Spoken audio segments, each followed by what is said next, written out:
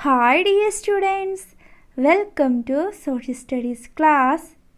Today we can continue our fourth chapter. Are all ready? Okay. Last class we discussed the life of the people in Democratic Republic of Congo. People are mostly tribals.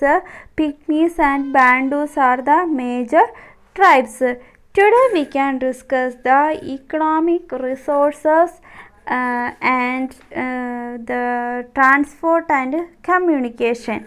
Okay, economic resources. The Republic of Congo is rich in natural resources. Farming and mining are the major occupation of the people here. The agricultural crops grown here are maize, rice and cassava. Large forests are cleared for agricultural purpose. The people also grow cash crops like cocoa, coffee, tobacco, cotton, rubber and oil palm. Some of these crops are exported to other countries. The farming practices of people are primitive and tradition. Okay, here the Republic of Congo has very rich natural resources. Natural resources എന്ന് പറഞ്ഞാൽ എന്താണ്? പ്രകൃതിയാൽ തന്നെയുള്ള resources കൊണ്ട് available ആണ്. നല്ല rich mineral റിസോഴ്സസും എല്ലാം available ആണ്. ഇവിടെ നമ്മുടെ ഡെമോക്രാറ്റിക് റിപ്പബ്ലിക് കോങ്കോയിൽ. ദ മെയിൻ ഓക്യുപ്പേഷൻ എന്ന് പറഞ്ഞാൽ എന്തൊക്കെയാണ്? Farming and mining. മൈനിങ് എന്ന് പറഞ്ഞാൽ എന്താണ്? ഖനന, അതായത് ഭൂമിക്കടിയിലുള്ള മിനറൽസ് ഒക്കെ കുഴിച്ചെടുക്കുന്നതിനെയാണ് എന്ത് പറയുന്നത്? മൈനിങ് എന്ന് പറയുന്നത്. The major occupations are farming and mining and the major agriculture are grown here maize, rice and cassava. Okay, maize, rice, cassava. Cassava എന്ന് പറഞ്ഞിട്ടുണ്ടെങ്കിൽ നിങ്ങൾക്ക് ചിത്രത്തിൽ കാണാം, നമ്മുടെ ടാപ്പിയോക്ക പോലെയുള്ള ഒരു കിഴങ്ങ് വർഗ്ഗമാണ്. മൈസ് നമുക്കറിയാം, ചോളം അല്ലേ. അപ്പോൾ ഇതൊക്കെയാണ് അവിടുത്തെ അഗ്രികൾച്ചറൽ ക്രോപ്സ് എന്നുള്ളത്. പിന്നെ അവിടെ എങ്ങനെയാണ് അഗ്രികൾച്ചർ വർക്ക്സുകൾ ചെയ്യുന്നത്? ലാർജ് ഫോറസ്റ്റ് അവർ വെട്ടി നിരത്തിയാണ് അവിടെ അഗ്രികൾച്ചർ ചെയ്യുന്നത്. അവിടുത്തെ ഡെമോക്രാറ്റിക് റിപ്പബ്ലിക് ഓഫ് കോങ്കോയിൽ നമ്മൾ പഠിച്ചതാണ്. അവിടെ വൈൽഡ് ആയിട്ടുള്ള വെജിറ്റേഷൻ ഉള്ളത് അല്ലേ, നല്ല തിക്കായിട്ടുള്ള എന്ന് പറഞ്ഞാൽ എന്തായിരിക്കും? അവിടെ ഇക്വേറ്റർ റീജിയണിലായതുകൊണ്ട് അവിടെ നല്ല മഴയും ടെമ്പറേച്ചറും ഒക്കെ മിതമായ തരത്തിലുള്ള ഉള്ളത് കൊണ്ട് അവിടുത്തെ വെജിറ്റേഷൻ എന്ന് പറഞ്ഞാൽ വളരെ തിക്കാണ്, എവർഗ്രീൻ ഫോറസ്റ്റ് ആണെന്ന് പറഞ്ഞു.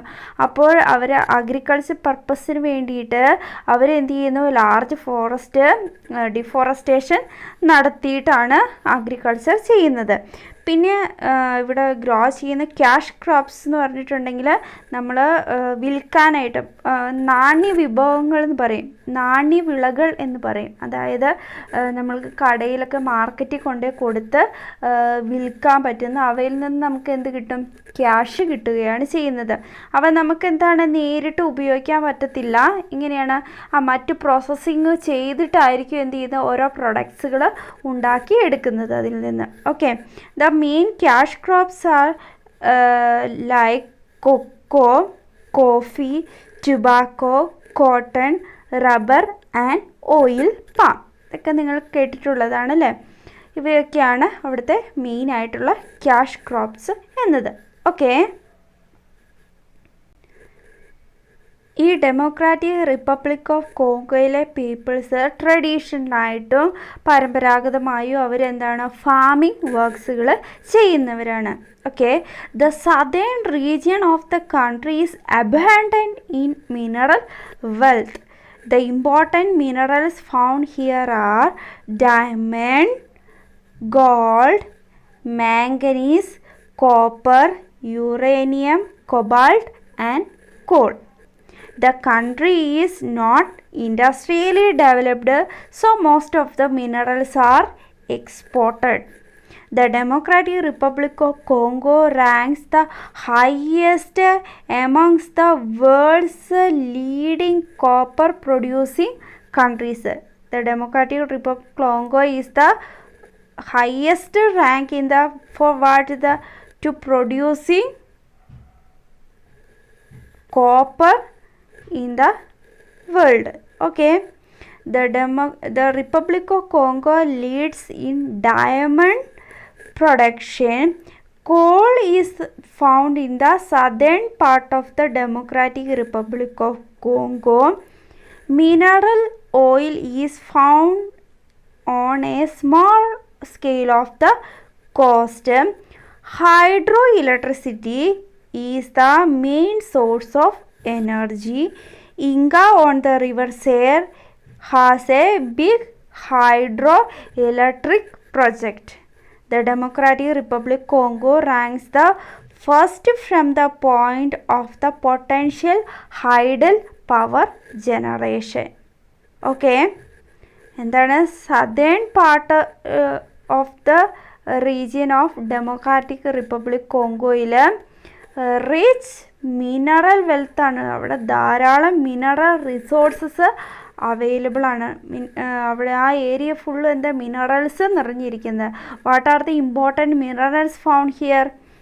That is diamond, gold, manganese, copper, uranium, cobalt, coal. These are the important minerals found in the southern region of Democratic Republic of Congo.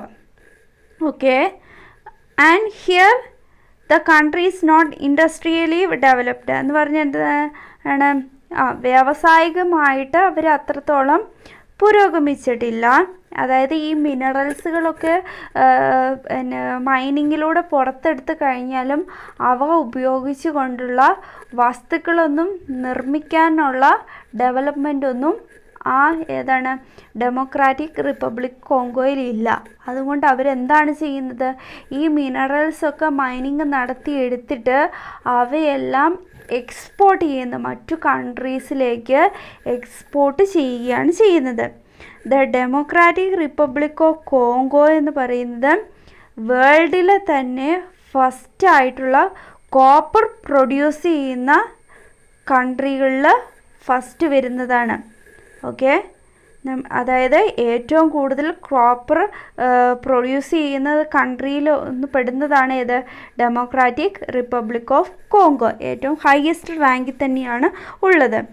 അതുപോലെ തന്നെ ഡയമണ്ട് പ്രൊഡക്ഷനും എന്താണ് ഏറ്റവും കൂടുതലും ഈ ഡെമോക്രാറ്റിക് റിപ്പബ്ലിക് ഓഫ് കോങ്കോയിലാണുള്ളത്. അതുപോലെ തന്നെ സദേൺ പാർട്ടിലാണ് കൂടുതലായിട്ടും കൽക്കരിയും കണ്ടുവരുന്നത്. അതുപോലെ തന്നെ അവിടുത്തെ സീ കോസ്റ്റിനും മിനറൽ ഓയിൽസും അവൈലബിൾ ആണ്. Okay, then hydroelectricity is the main source of energy. എന്താണ് ഹൈഡ്രോ ഇലക്ട്രിസിറ്റി എന്ന് പറഞ്ഞിട്ടുണ്ടെങ്കിൽ? ഹൈഡ്രോ ഇലക്ട്രിസിറ്റി മീൻസ് ജലം ഉപയോഗിച്ചുകൊണ്ട് ഈ വൈദ്യുതി നിർമ്മിക്കുന്ന ജലവൈദ്യുത പദ്ധതി എന്ന് പറയും. അപ്പോൾ ഈ വാട്ടർ ഉപയോഗിച്ചുകൊണ്ട് ഇലക്ട്രിസിറ്റി പ്രൊഡ്യൂസ് ചെയ്താണ് അവിടുത്തെ കൺട്രിയിലുള്ള കംപ്ലീറ്റ് ആയിട്ടുള്ള കൂടുതലും എനർജിക്ക് വേണ്ടിയിട്ട് ഉപയോഗിക്കുന്നത്. അപ്പോൾ എവിടെയാണ് ബിഗ് ഹൈഡ്രോ ഇലക്ട്രിക് പ്രോജക്റ്റ് ഉള്ളത്? Inga on the river Zaire. Okay, and the Democratic Republic Congo is the first from the point of potential hydel power generation. ഈ ജലവൈദ്യുത ഉൽപാദനത്തിലും ഈ ഡെമോക്രാറ്റിക് റിപ്പബ്ലിക് ഓഫ് കോങ്കോയാണ് ഒന്നാമതായിട്ട് ഉള്ളത്. Okay, next industry and trade. The important industries of the Democratic Republic of Congo are spinning mills, textile mills, food processing, beverages, vegetables, cigarettes, mineral oil, refining metals, etc. What are the important industries in the Democratic Republic of Congo? There are spinning mills, textile mills, fruit processing, beverages, vegetables, cigarettes, mineral oil, refining metals ഇവയാണ്. The Democratic Republic of Congo trades chiefly with the Western Europe, especially Belgium. ഈ democratic republic of Congo പ്രധാനമായിട്ടും western Europe especially ബെൽജിയവുമായിട്ടാണ് കൂടുതലായിട്ടും trading നടത്തി വരുന്നത്. Okay, ഇപ്പോൾ important industries എന്ന് പറഞ്ഞാൽ ഏതൊക്കെയായിരുന്നു പറഞ്ഞത്?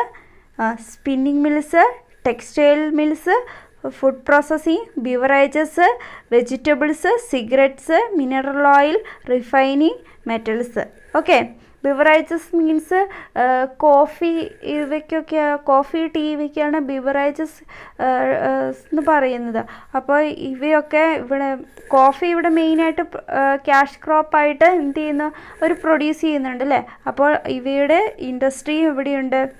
ഡെമോക്രാറ്റിക് റിപ്പബ്ലിക് ഓഫ് കോങ്കോയിൽ ഉണ്ട്. Okay, next transport and communication. The transport system is not well developed. The dense forests, sparse population, and many waterfalls and rivers are the cause for not being able to develop transport routes in this region. Okay, what are the reasons?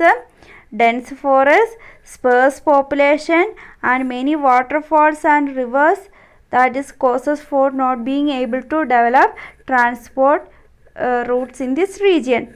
Both the railways and the roadways connect a few cities and mining centers.